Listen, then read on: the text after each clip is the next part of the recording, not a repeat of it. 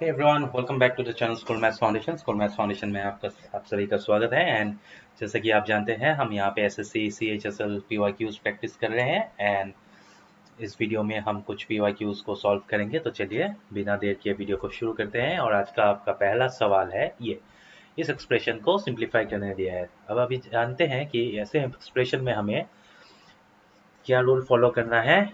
हमें फॉलो करना है बॉडमास रूल। तो यहाँ पे ब्रैकेट ऑर्डर ये सब नहीं है, डिवीजन है। डिवीजन को सबसे पहले करना है, उसके बाद मल्टीप्लिकेशन, एडिशन एंड सब्सट्रैक्शन।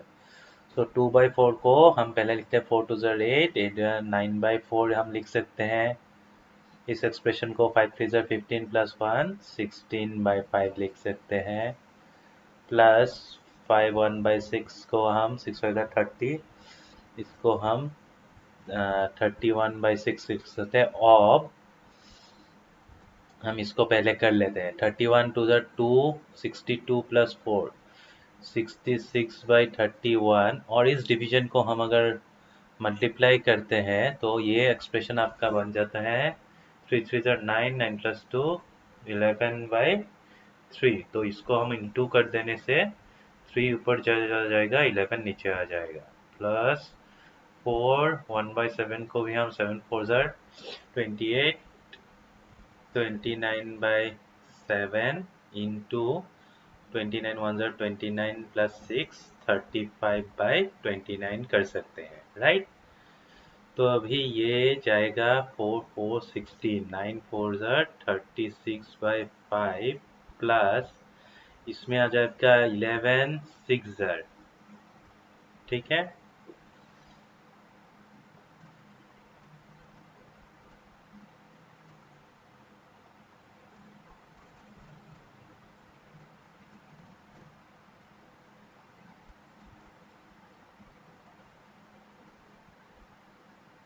तो आपका आ जाएगा यहाँ पे 31/6 इंटू 6/31 इंटू 3/11 प्लस ये आ जाएगा आपका 7 5 ज़र 35, 29 29 कैंसिल, यहाँ पे है 5। तो आपका आ गया अभी यहाँ पे 6 6 कैंसिल, 31 31 कैंसिल,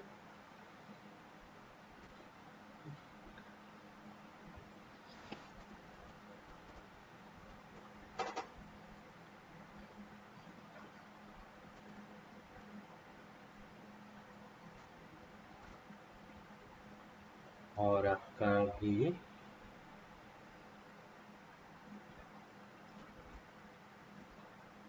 ये 66/31 है। हाँ, तो ये हो गया 11 11 11 कैंसिल। वही मैं सोच रहा था कि कहाँ पे गड़बड़ हुई। ठीक, 6 से ये 66 आएगा आपका 11 टाइम्स, 11 11 कैंसिल, 31 31 कैंसिल। तो इसमें है 36/5 प्लस ये है 3, ये है 8, यानी 8।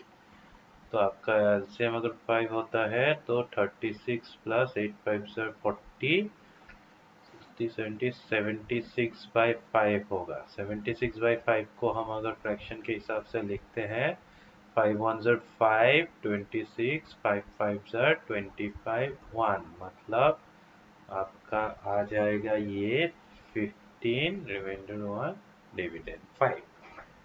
तो 15 1/5 will be the correct answer. ये रहा, ठीक है। तो इस तरह से आपको बॉडमास रूल अप्लाई करके सॉल्यूशन को निकालना है।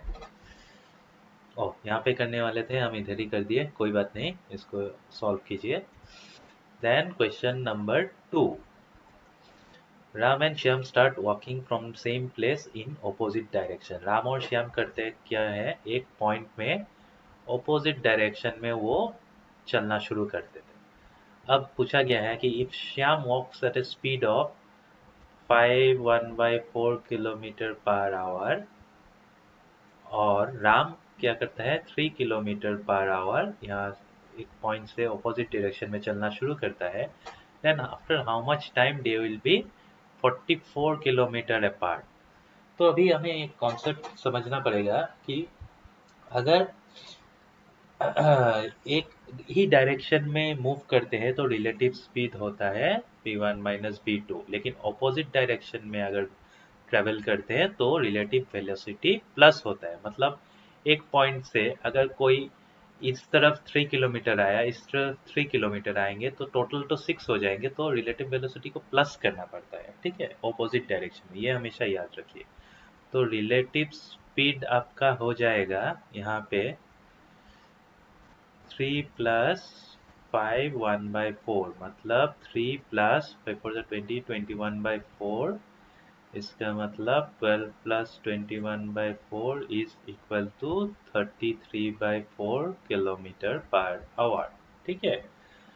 तो अभी हमें निकालना है कि at what time, time is distance by speed, और डिस्टेंस हमें दिया गया है कि 44 किलोमीटर्स अपार्ट है, और टाइम स्पीड है 33/4।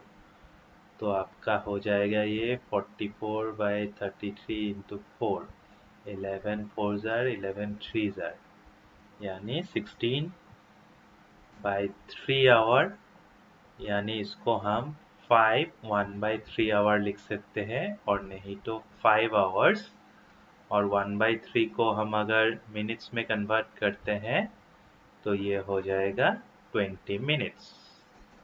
तो आपके ऑप्शन में 5 आवर्स 20 मिनट्स कहाँ पे है? ऑप्शन नंबर डी में। तो इसका आंसर आ जाएगा आपका 5 आवर्स 20 मिनट्स, मतलब 5 आवर्स 20 मिनट्स के बाद ये दोनों 44 किलोमीटर्स अपार्ट रहेंगे, ठीक है। चलिए क्वेश्चन नंबर 3 को देखते हैं। क्वेश्चन नंबर 3 में पूछा गया है कि राकेश एक रेक्टेंगुलर फील्ड के ओनर है। अब कुछ हाईवे कंस्ट्रक्शन वगैरह चल रहा था, जिसके चलते उसके फील्ड के लेंथ एंड ब्रेथ कितना हुआ, 30% एंड 10% डिक्रीज हो गया। अब what is the percentage decrease in the area of his field, तो एरिया का परसेंटेज डिक्रीज कितना हुआ। अब परसेंटेज चेंज का फॉर्मूला हमने यूज करके पहले भी इंक्रीज डिक्रीज वाला प्रॉब्लम सॉल्व किया है। आपने अगर वीडियोस नहीं देखे हैं तो प्लेलिस्ट में जाके उसको जरूर देख लीजिए।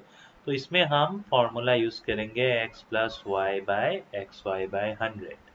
अभी x दोनों ही डिक्रीज हुआ है तो इसको हम नेगेटिव ही लेंगे, y इज -10, सो -30 -10 प्लस -30 -10/100, तो आपका आ गया -40 प्लस ये आपका -30 इंटू -10 यानी +300 हो जाएगा, इसको कैंसिल कर देंगे तो -37, माइनस मतलब डिक्रीज, देयरफॉर 37% डिक्रीज होगा, ठीक है।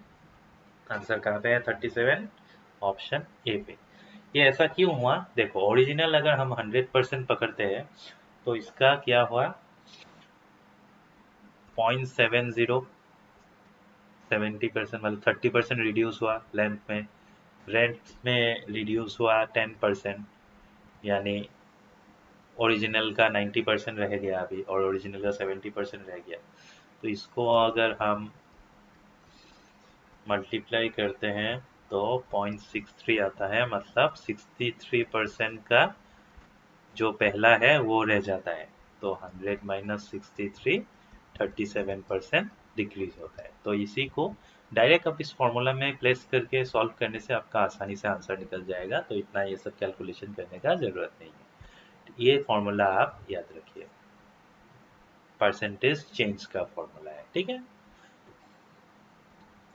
तो चलिए इसी तरह आप प्रॉब्लम्स पीवाईक्यू सॉल्व करते रहिए ताकि आपको एग्जामिनेशन के क्वेश्चन पैटर्न्स किस तरह के क्वेश्चन आते हैं वो समझ में आ जाए और किस तरह से प्रॉब्लम्स को सॉल्व करना है। टेलीग्राम ग्रुप ज्वाइन करने के लिए स्कूल मैथ्स फाउंडेशन में ज्वाइन कर दीजिए। और आज का वीडियो यहीं पे समाप्त करते हैं। आपको वीडियोस और क्वेश्चंस अगर अच्छे लग रहे हैं तो please like share and subscribe और अपने दोस्तों के साथ भी शेयर कीजिए। Thank you everyone.